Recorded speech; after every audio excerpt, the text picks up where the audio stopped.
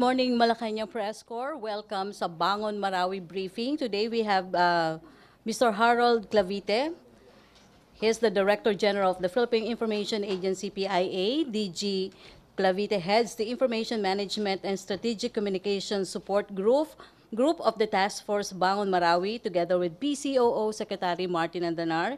He opened the Ligan Communications Command Center when the conflict broke in May. DG Howie Clavite formerly served as a Digital Communications Association for the United Nations Development Program, or UNDP, based in New York. DG Howie is also an active community leader in the Philippines and New York. He advocates for the end of child hunger in the country. Hailing from Baroy, Lanao del Norte, DG Howie earned his BS degree from Mindanao State University, Iligan Institute of Technology. Ladies and gentlemen of the Malacañang Press Corps, please welcome DG Howie Clavite. Thank you, Rocky. Good morning, ladies and gentlemen. Mayong buntag, MPC. Yesterday, President Duterte signed Administrative Order Number 9, shifting Task Force Bangon Marawi's focus into rebuilding and developing the now liberated city. In this light, the focus of this briefing as well shifts into matters of Marawi alone. With this premise, we turn over a new leaf from the Mindanao Hour into the Bangon Marawi press briefing, which we will do every Friday. We make these changes with this in mind. As our efforts progress, the more transparent we need to be and accountable for the information we divulge to the public. It is paramount to maintain efficient communication here and on the ground. There is indeed progress in Marawi, primarily on the rehabilitation front. Our internally displaced brothers and sisters have begun to return home, happy to see their community come together again, hopeful despite having to restart their lives from scratch. These developments give us hope, and it may be a call for us to unite more than ever, if only for the cause of restoring Marawi back to its former glory. Today, I will join the spokespersons of the Armed Forces of the Philippines. With us today, Major General Restituto Padilla, and the spokesperson of Task Force Bangon Marawi, Assistant Secretary Toby Purisima. My principal, Presidential Communications Operations Office Secretary Martin Andanar, and myself represent the Information Management and Strategic Communication Support Group in the Task Force Bangon Marawi. So with this, we'd like to begin with our resource persons. I'd like to call Major General Padilla. Thank you very much, Howie. I sit before you again to brief you on the security situation in the city of Marawi, which has still remaining pockets of enemy presence and continues to be a dangerous place. That is why the place that we have sealed off and prevented from being entered into by civilian residents remains to be closed. The main battle area where most of the very heavy fighting occurred in the last few weeks of prior to the liberation and the cessation of combat operation still harbors a number of stragglers. As you may have noted in the last few days, there have been a series of engagements that have occurred between our forces who continue to perform clearing operations.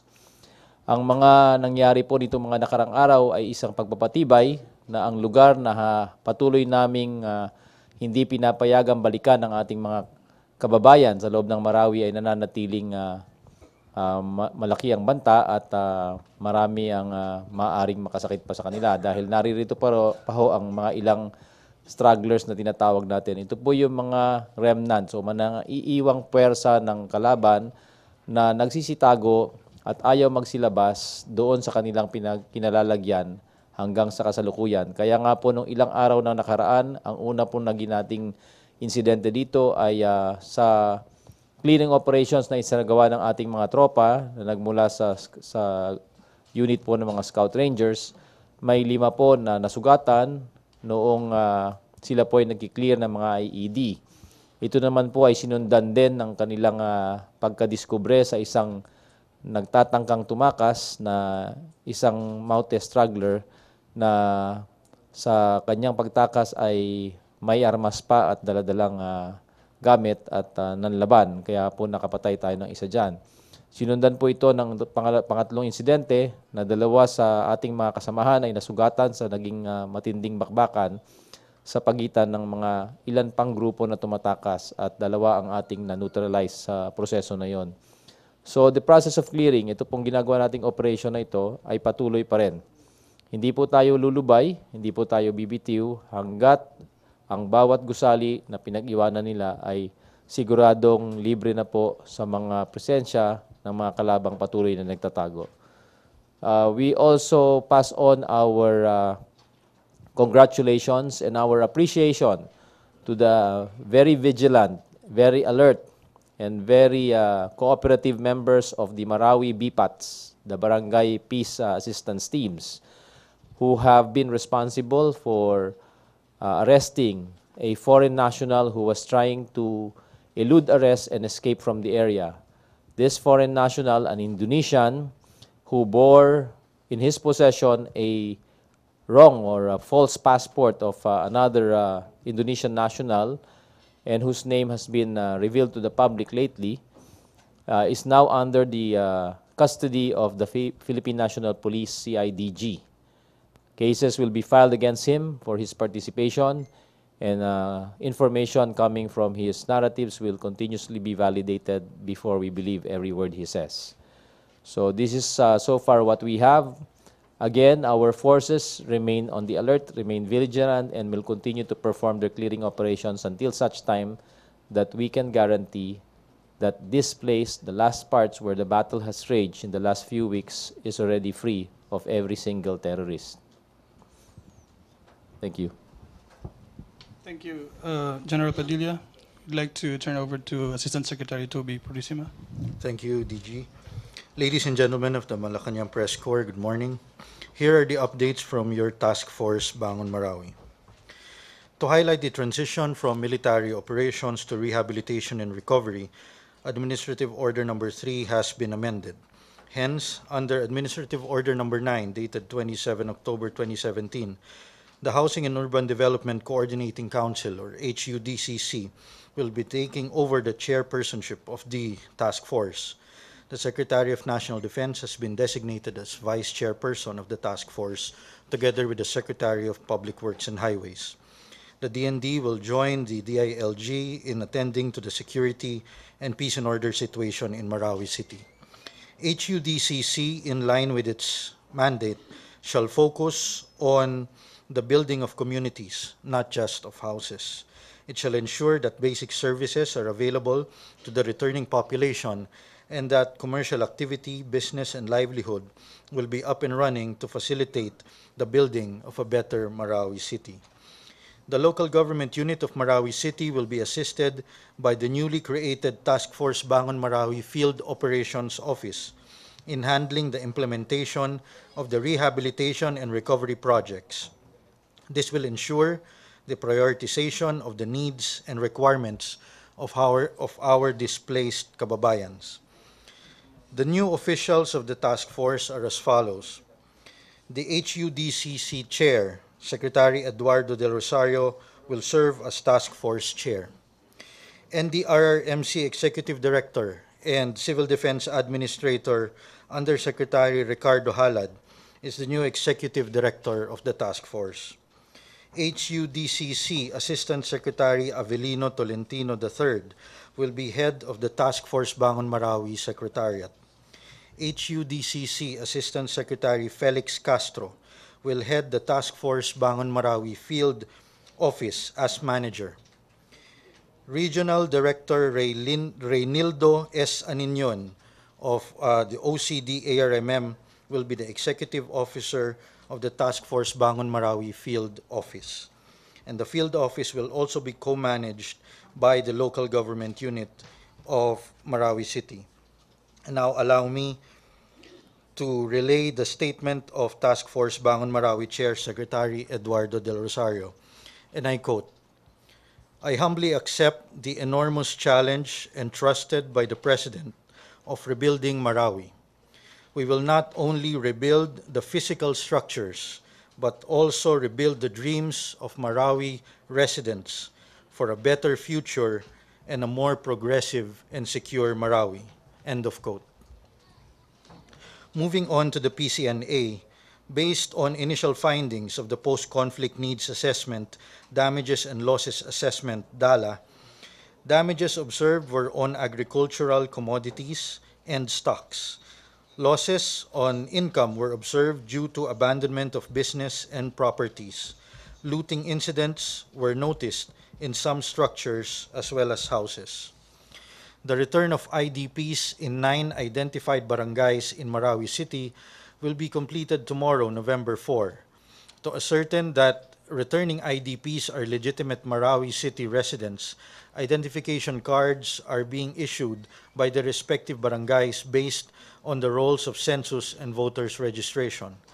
As previously mentioned, utilities such as water and electricity and health services are already accessible in the identified barangays. Rolling stores and markets will be established to provide basic needs. Means of transportation within the areas will also be made available to provide mobility. On October 29, the residents of Basak Malutlut began to return. To date, a total of 2,252 IDPs have already returned home. Cash assistance amounting to 5,000 pesos and relief goods consisting of rice and food packs good for 17 days, as well as hygiene kits and kitchen kits, were distributed by the DSWD and Marawi City LGU to the returning Barangay Basak Malutlut residents. DPWH Region 10 and DPWH ARMM, with the help of the Office of Civil Defense, provided vehicles for the transportation of our IDPs returning to specific Marawi City barangays. The International Organization for Migration also provided 20 vans and 2,000 packs of food and water. House cleaning in other barangays is ongoing. The house cleaning at Marawi Poblacion and East Basak was conducted along with the People's Day activity at Barangay Basak Malutlut. On October 31, a house cleaning was conducted at Loksadatu and Barrio Green, and completion of the return of 2,380 IDPs to Marawi Poblacion and 1,060 IDPs to East Basak. The house cleaning activities for Tampilong and Matampay, as well as the completion of the return of 572 IDPs in Loksadatu and 707 IDPs in Barrio Green, was conducted on November 1. The house cleaning of Barangay Saber and the IDB return to Tampilong and Matampay was completed yesterday, November 2. Today, November 3, and tomorrow, November 4, the house cleaning and returns of the IDPs in Panggao Saduk and Saber begins. That's all for my updates, and we have a video showing to you the return of our IDPs.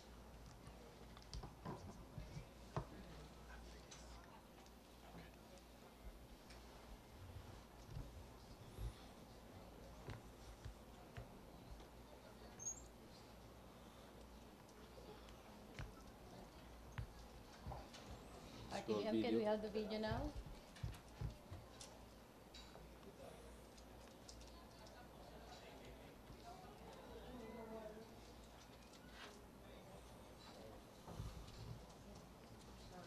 Sound. Audio.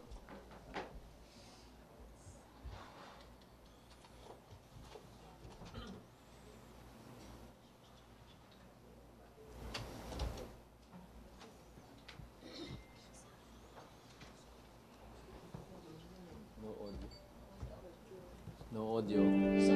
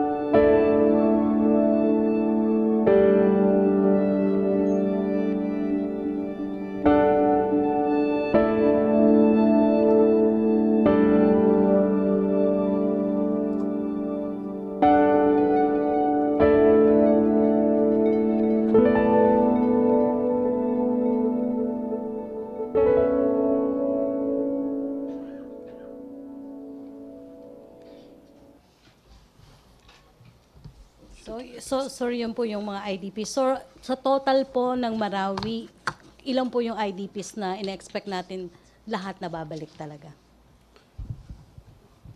Total, not just the 9 barangays, Yes. the LGU is still verifying that information because, in fact, they're issuing IDs to make sure that only the legitimate residents of those communities will be able to return.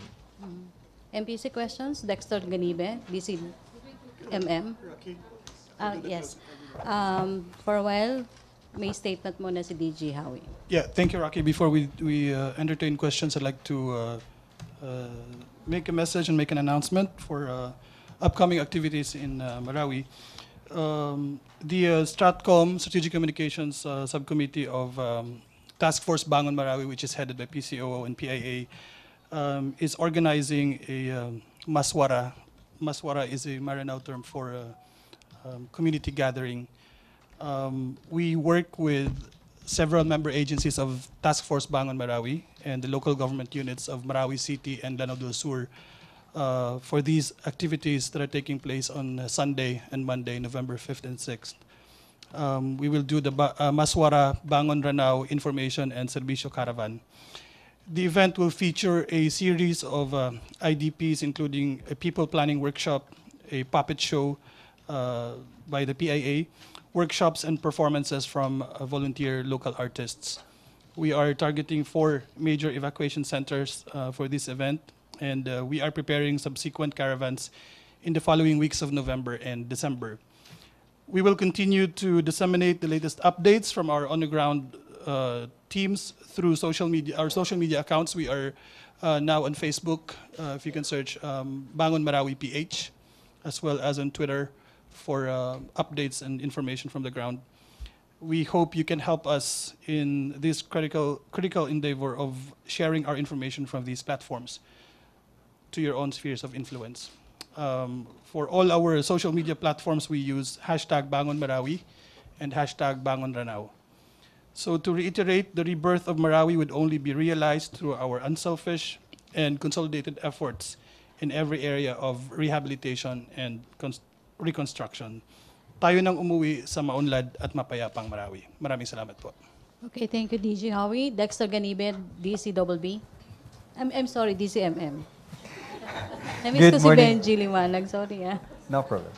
ASEC, Pravissima. Sir, may total na po ba tayo kung ilan lahat yung mga IDP na nakabalik na or makakabalik including itong pang-8 at pang-9 na barangay hanggang bukas? Doon sa 9 barangays, ang total dyan ay around 6,462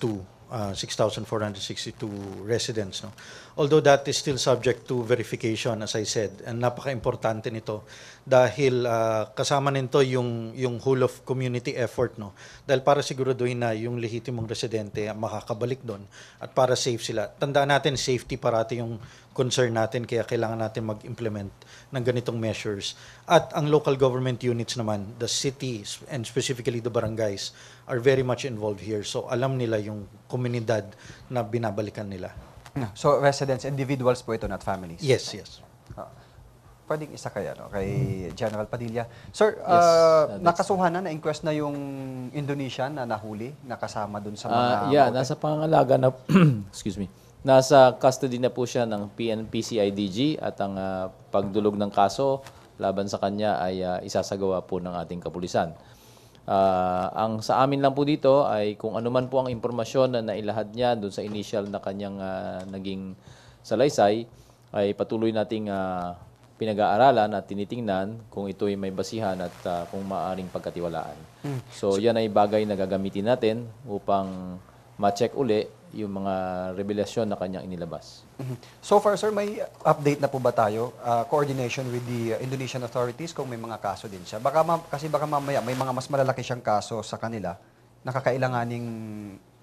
Batid mag-request ang namin kanya ring inilahad na siya ay naging sangkot sa pagbobomba mismo sa Indonesia. So maaaring yan ang mga kasong kanyang hinaharap sa kanyang sariling bansa. Pero dahil siya ay may kaso sa atin, so dapat litisin natin siya dito sa ating sariling poder. At dito siya mananagot sa kanyang mga ginawang krimen. So bukod dito, yung kanyang sinasabi na may naiiwan pa na ilan dyan sa loob ng Marawi ay isang bagay din na nakuha rin natin sa ilang mga dating naging bihag ng Maute at Maute Group, no? At ang kanyang sinasabi ngayon ay doon sa mga ilang gusali, sa ilalim nitong mga gusaling ito kung saan mayroong mga basement o mga tunnel, may naiiwan pa. So yun kasi ang ginagawa nating clearing ngayon. Yun ang pinupuntirya ng ating mga nagki-clear ng mga gusaling ito. Hindi basta-basta pwedeng pasukin ito dahil sa mga patibong, mga IED na nakalatag at dahan-dahan nating ginagawa at nais nating maiwasan yung nangyari nung kamakailan na 5 sa ating mga sundalo ay nasaktan. Sa awa ng Diyos, wala po tayong naging casualty nitong mga nakaraang araw at harinawa manatiling ganyan. Sir, kung sakali mang hilingin ng Indonesian authorities na malitis din siya dun sa mga kaso niya sa kanila, paano po natin gagawin? Siguro po ang DOJ natin ang siyang sasagot ng mga bagay na yan at kanilang titingnan kung maaari siyang extradite. Pero sa ngayon, mabigat po ang kasong kanyang hinaharap dito sa atin. Thank you, sir. Okay, thank you, Dexter. My apology. Rose Novenario. Ay, sir, follow-up lang po doon kay Dexter. Yes, Sir, sir. may record po kasi sa Camp Crame na natatakasan po sila ng mga high-risk detainees like Faturuman Algozi ng Jemaah Islamiyah noong 2003 at nung early 90s po ni Alfredo De Leon ng Red Scorpion Group. Ano po yung assurance ng publiko na hindi po mauulit ito sa kaso po ng Indonesian terrorist na ito? Hindi ko po masasagot yan dahil hindi po ako miyembro ng kapulisan. Pero batid po namin na lahat na po ng kinakailangan gawin na pagpapatibay ng seguridad, lalo na sa mga piitan ng kinalalagyan ng mga foreign national na ito, lalo na ito isang terorista, ay pinatibay na ng ating mga kapulisan. So harinawa na hindi na mangyari yung mga nangyari nung araw. Kung hindi, mananagot po yung mga responsible individuals and offices na siyang nangangalaga sa kanyang katayuan. Sir, anong terror group po kinabibilangin nitong Indon terrorist na to? Jemaah Islamiyah, Darul Islam? No. Itong foreign national na ito ay kabilang ng Daesh, ng ISIS. At siya ay nagparito sa ating bansa nang sila ay nakatanggap ng imbitasyon kay Isnilon Hapilon ayon sa kanyang salaysay. At ang original na kanilang pakay ay bombahin ng mga himpilan ng mga militar sa Mindanao. At dahil nangyari nga at pumutok nga itong Marawi, na antala yung kanilang planong yan at sila ay nag-focus dito sa naging siege ng Marawi. Okay, thank you po. Okay, Roscos. Hi, good morning po, sirs. Kay Asik Purisima po. Stats lang po, sir. 9 barangays na po yung cleared at unti-unting bumabalik yung IDPs. Yung total number of barangays na affected ng Marawi crisis ay 96 ang barangays ng Marawi. okay. At out of that 96, unti-unti na nating kino-coordinate sa local government unit yung pagbalik ng ating mga IDPs. No? And an additional statistics perhaps is 49 out of the 96 ay na-assess na in terms of the post-conflict. Yung DALA, yung Damages and Losses Assessment, 49 na yan ang na-assess at inaantay na lang natin yung clearance from AFP to go into the other barangays at ito yung mga apektado kasama sa main battle area na tinatawag. Sir, ilan po dun yung kailangan pang i-clear ng military? I don't have that specific information. Kay General Padilla? By and large, karamihan o kabuuan ng Marawi ay na-clear na. Ang hindi lang natin pinapayagang pampasukin ay yung kung saan nagkaroon ng kaganapan ng mga bakbakan na napakatindi nitong mga nakaraang buwan. So kung naalala niyo po yung mapa ng buong Marawi, mga lugar po na nasa kanan ng ilog na kung saan ang pagtawid ng tulay ay manggagaling dun sa may Kapitolyo o sa Campranao area side, yung lugar po sa kaliwa niya, no, yung pagtawid ng mga ilog ay hindi pa po pinapayagan. Patuloy pa pong sinasagawa ang clearing operation natin dyan. Pati na yung mga lugar na kung saan nagkaroon ng maigting na bakbakan itong mga nakaraang linggo. Lalo na yon, yung lugar na yon. Yung estimation niyo po, sir, kung ilang barangays po yun? Initially, ang pinakamatinding bakbakan ay nangyari sa mga 16 barangays na doon sa may loob ng parang business district. At aking pagkakaalam, yung mga lugar na yon ay nananatili pa ring off limits. So, nakita naman po ninyo ang naging pangyayari nitong mga nakarang araw. Mataas pa rin ang banta. Nariyan pa rin yung mga risk ng sa kinaroroonan ng mga nagtatagong kalaban na ayaw lumabas. So, hindi natin pinahihintulutan ang mga residente dahil ito ay para sa kanilang kapakanan na rin.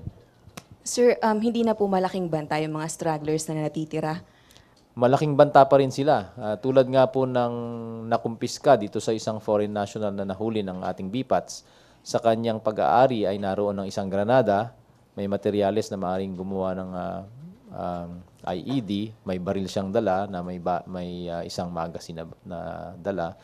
So, all of these items can inflict harm on innocent civilians just in case one of these terrorists forces his way through a certain community or what have you. Paano po yung treatment natin sa kanila, sir? Ano po ba to? Kailangan pa rin pong gamitan ng matinding puwersa ng militar? Or Hindi na wala po. naman na po silang hawak na hostages, di po ba? Sa aming pagkakaalam po, wala na pong hostages, wala na pong komplikasyon sa area, kaya ginagawa natin itong clearing. Ang matindi lang dito na ating hinaharap ay yung kinalalagyan nila ay pinalilibutan pa rin ng mga patibong, mga IEDs and the like. So we have to be very careful. Kaya nga iniiwasan natin na magkaroon pa tayo ng mga battle casualties. Now, in the process of the clearing, itong ginagawa natin ngayon, nagsagawa ulit tayo ng isang matinding public broadcast effort. Nakatuon ang ating mga loudspeaker sa kinaroroonan or possible areas na pinagtataguan nila. And we have continuously blared out messages to all these individuals and asking them, hinihimok natin sila, pinakikiusapan na sila ay mapayapang sumuko na lamang para nang sa ganon, maayos na nating matutugunan yung pag-clear ng lugar na ito. Hindi katulad ng mga nangyari ng mga nakarang araw na may dala silang armas, nanlaban pa sila, kaya wala po tayong magagawa kung hindi ma-neutralize itong mga elementong ito. Sir, sa kaso na yan, pwede po ba tayong magbigay ng timeline? Kasi depende po sa mga natitirang threat yung pagsisimula ng clearing operations po ng militar, di po ba? Yes, tulad ng dati, Wala pa rin. ayaw natin magbigay ng timeline dahil hindi natin alam kung gaano katindi pa rin yung ating hinaharap na challenges dito. Pero rest assured na ginagawa po natin ang ating abot makakaya. Lahat po ng ating mga tropa ay nakatuon ng pansin dito sa sasagawa ng mga clearing operation na to. So the sooner we complete this, the better for the community, the better for everybody. But again, in order to avoid further casualties on our part, we have to do this very deliberately, very carefully. Thank you, sir. Kaya ASEC Purisima po ulit. Yung next batch po ng barangays na po pwede pong makabalik na yung mga IDPs kasi nabanggit po ni General Padilla nasa less than 20 pa po yung talagang meron pong malaking banta pa. So, kailan po natin expect yung next batch ng barangays na makabalik naman po yung mga IDPs? Well, that would be very soon, no? But we will be taking the cue from the local government of Marawi. And we're gonna give our support as we did here in the 9 barangays, no? Kasi sila talaga yung nakakaalam dun sa area, sila yung nakakaalam dun sa citizens, dun sa constituents nila, no? Para siguro doing ready nang bumalik yung mga constituents nila. So, susuportahan natin yun at maya't maya naman yung announcements natin. As soon as meron na tayong info on that, ipapaalam na natin yan. And then, nabanggit niyo po kasi kanina, nagsagawa na po kami kayo ng damage assessment and income losses. Magkano po, sir, pwedeng makuha yung figure? Hindi pa tayo nagre-release ng actual figures, no? Because when we release the figures, gusto natin total na to. Meaning, we will wait for the results of the assessment doon sa remaining barangays. Kasi gano'n naman ang methodology ng PCNA natin. Wala tayong partial results na nilalabas para hindi ma-distort yung data natin. At para yung pag-appreciate ng data naman on the part of the public will be total and comprehensive. No? So patuloy yung pagre-review ng results, patuloy yung pag-evaluate at ilalabas na natin yan once kumpleto na yung assessment natin. Thank you, Rose. Please limit your follow-up questions to 2. Radyo Pilipinas, Davao Head, Pengalino. Yeah, good morning. General Padilla, regarding Beng. the media who are covering the area, are they really allowed to, parang nandun sila sa mga areas na, like, yesterday, may mga stragglers pa sila na after they give an info to the military on the presence of some stragglers in the area.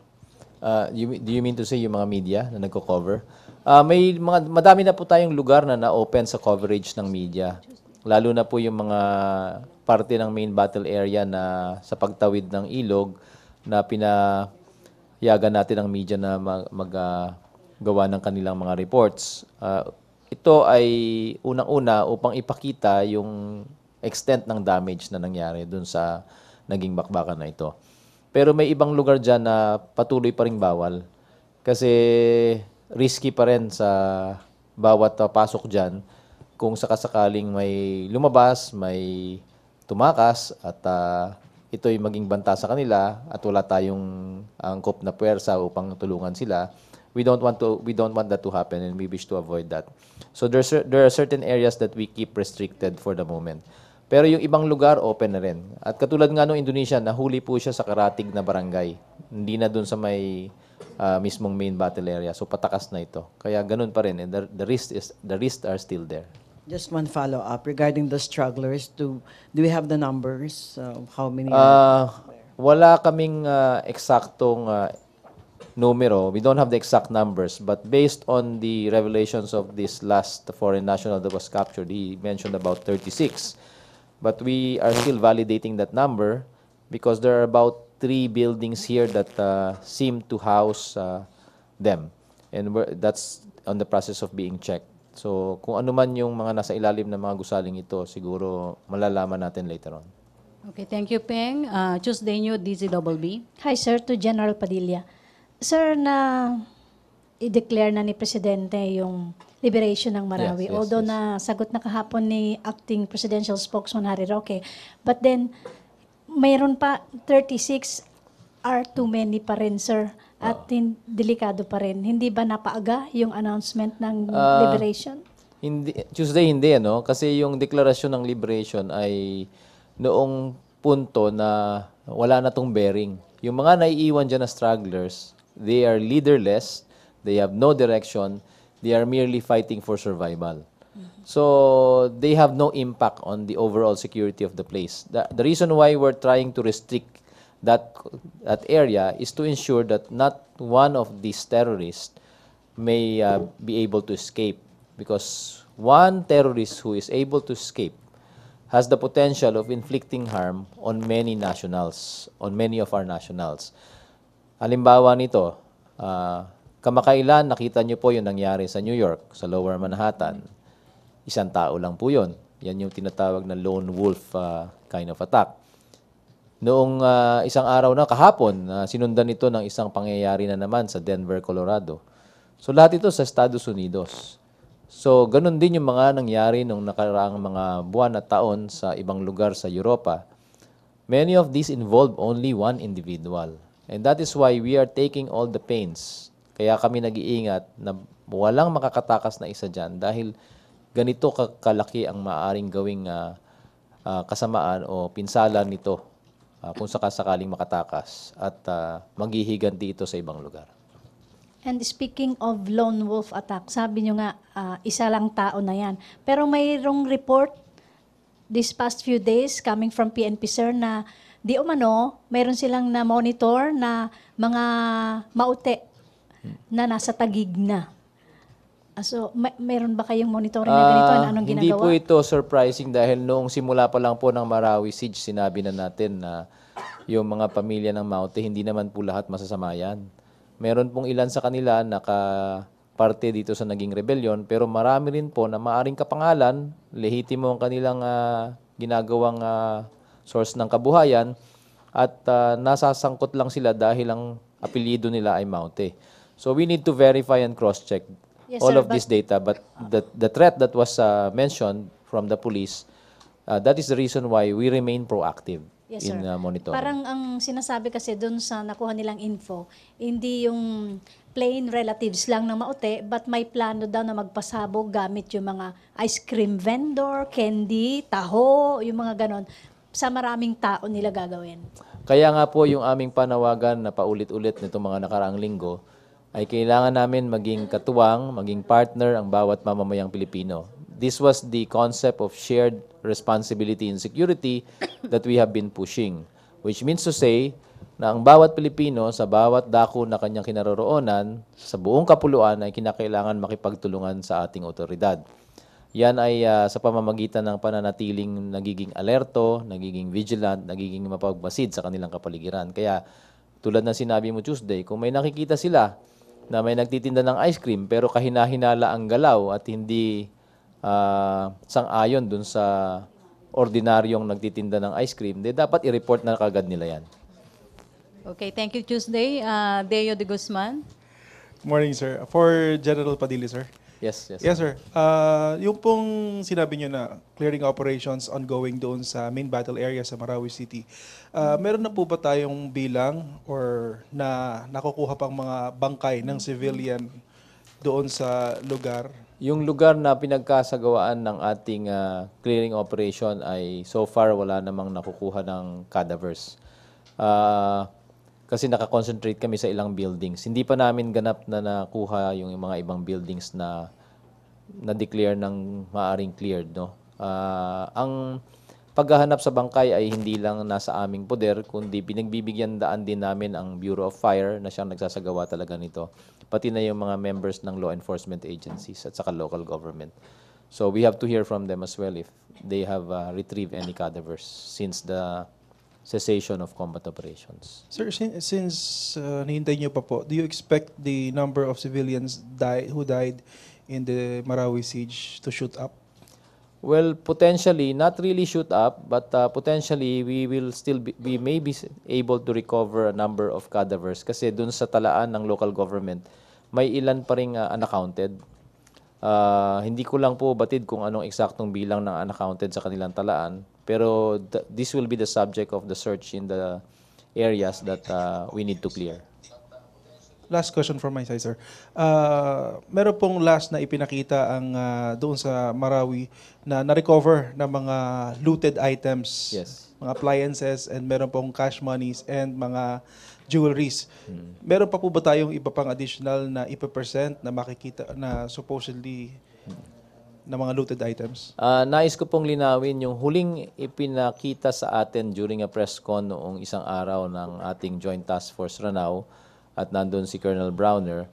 Yun po ay mga na-recover ng ating sundalo sa isang building na kanilang kinlear matapos na nagkaroon ng bakbakan at na kubkob nila yung lugar at na-neutralize nila yung kanilang mga kalaban. So it was contained in a bag or 2 or 3 bags. There was about 300,000 pesos in cash and gold jewelries na nandun sa lalagyan na yon. Yun po ay mga nakuha ng mga rebelde, mga maute, mga terorista na sinubukan nilang itakas kasi gagamitin nila yan sa kanilang susunod na mga operasyon o pagsustina sa kanilang presensya kung saan man sila magtatago. So these were not taken by soldiers, these were taken by terrorists. At ipinakita ito pang ipagbigay alam sa lahat na ang ating mga sundalo ay hindi nagsasagawa ng ganitong klaseng gawain. Ngayon, yung nireport natin na isang opisyal at 5 kasundaluhan, ito po yung mga kaganapan na check natin noong mga unang buwan o pangalawang buwan ng bakbakan dyan sa Marawi.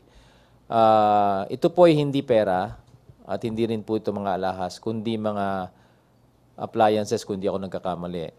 So, may I just clarify that the investigation is still ongoing and we will not tolerate if all these individuals are found guilty. So, doon naman sa aspeto po na lumalabas ngayon, may mga nagpapalabas po kasi na nililitratuhan nila ang ating mga sundalo na paalis na ho ng Marawi at lulan sa kanilang mga sasakyan ay mga appliances. Hindi po yun looted items. Ito po yung mga kagamitan ng mga rear echelons natin kasi nung pumunta po tayo dyan, dala po natin lahat ng ating kagamitan. Tandaan po natin, may nagluluto po para sa ating mga sundalo na lumalaban sa harap. Pagkatapos po ng labanan, sila po yung magpapalitan, magpapahinga naman po yung ilang kasundaluhan. So yung rear support echelons natin, may dala pong lutuan yan, may dalang refrigerator, may freezer na gamit po ng unit. Yan po yung mga field kitchens na sinasabi natin.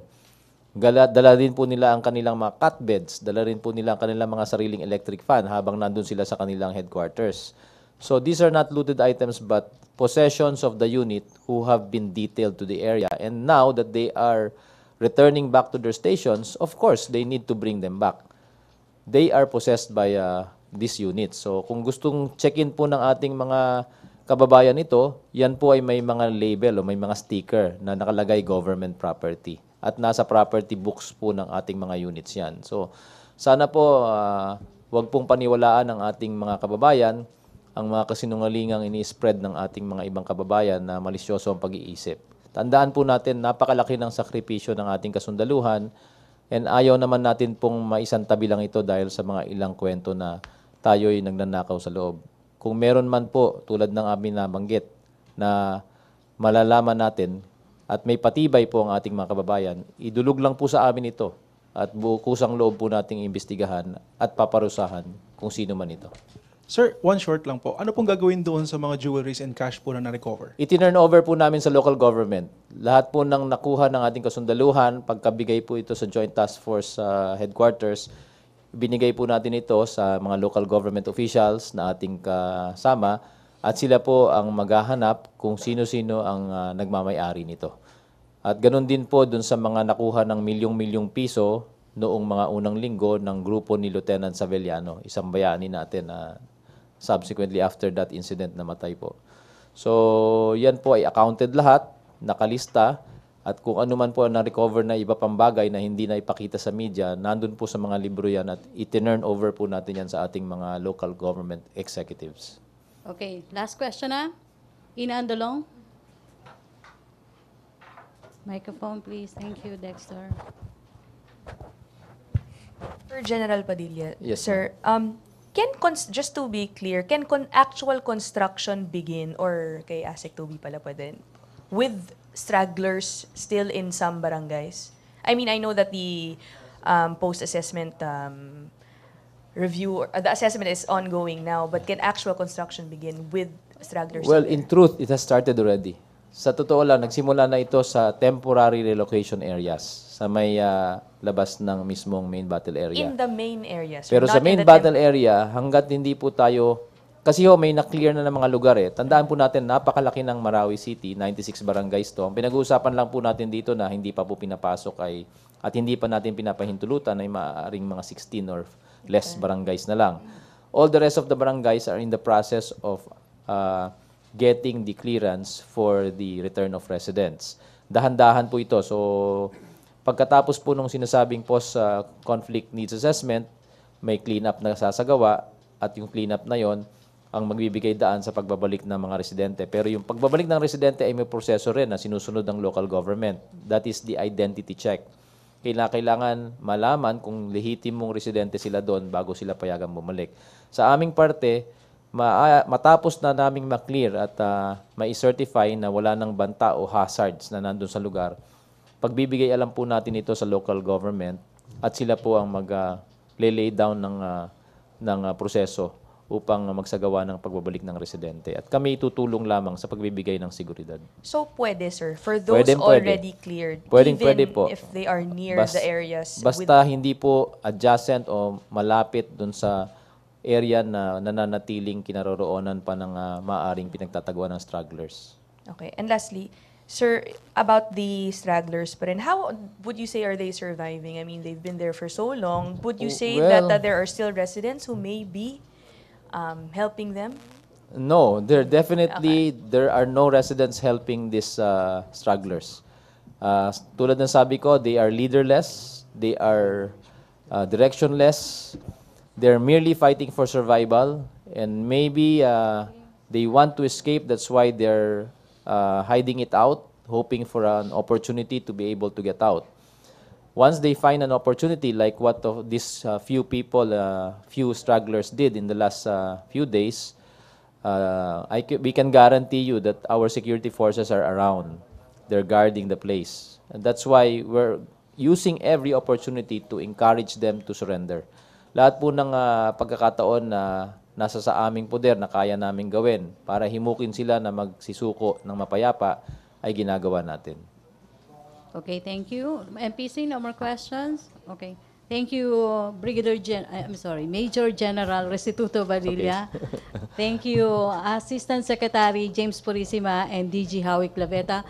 Back to our main studio sa Radyo Pilipinas and PTV. Thank you.